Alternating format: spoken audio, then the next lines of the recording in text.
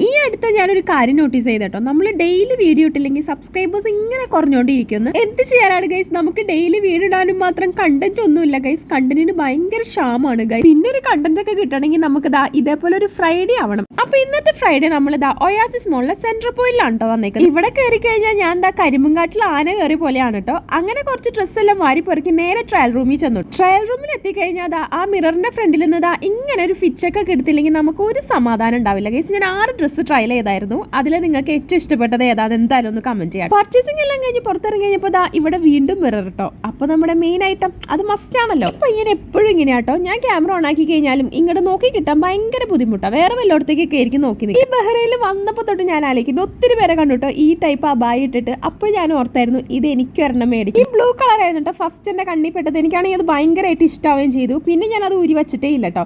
അങ്ങനെ ലാസ്റ്റ് ഞാൻ അത് മേടിച്ചു ഗൈസ്. എങ്ങനെയുണ്ട് നിങ്ങൾ എന്തായാലും ഒന്ന് കമന്റ് ചെയ്യണം. ഇഷ്ടപ്പെട്ട സാധനം മേടിച്ചു കഴിഞ്ഞാൽ നമുക്ക് കുറച്ച് ഷോയ്ക്ക് ആവാലോ. അങ്ങനെ ഞാൻ പിന്നെ അത് ഇട്ടിട്ടായിരുന്നു കേട്ടോ ഫുൾ നടന്നിട്ടുണ്ടായിരുന്നേ.